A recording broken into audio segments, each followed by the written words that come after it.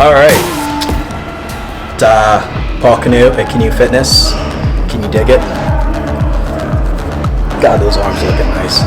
So, I like to talk a little bit about moderation when it comes to just everything in general. Specifically, let's focus on fitness-related topic. So, I've noticed that, like, you have competitors. They compete, they're athletes, they do certain things a little bit more than the average people. And the things that they do are a little bit unorthodox, and they're not something that one would consider to be healthy, per se.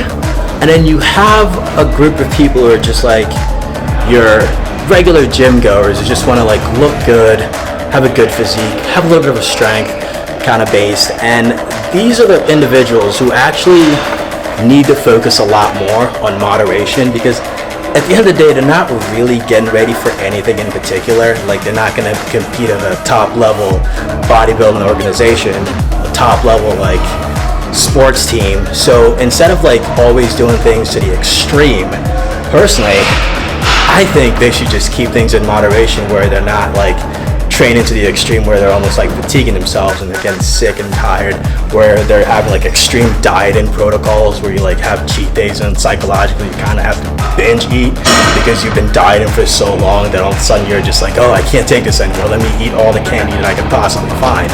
Like, you don't want to do that. Like, if you're somebody who's not competing and your goal isn't like some athletic competition, don't do things to the extreme. Keep it moderate. Like, if you know that you're trying to lose weight, like, you can get away with cheat meals, or better yet, don't even have cheat meals implemented in your diet. Basically, just have a diet that you can specifically focus on, and this diet, you don't have to incorporate cheat meals, you have to incorporate binge eating. It's something that's sustainable in the long run, something that's balanced out, something you can eat day in, day out, and still enjoy it and be flexible with it.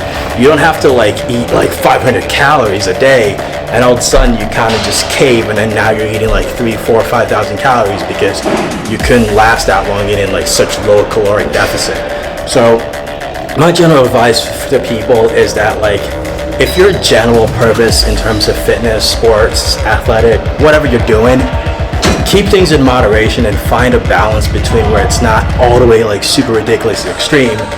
You just have fun with it. Like, once you start getting to the extreme when you don't really need to be extreme about any of this, you kind of get to the point where you just like, oh, I tried working out once, I didn't like it. Well, of course you're not gonna like it.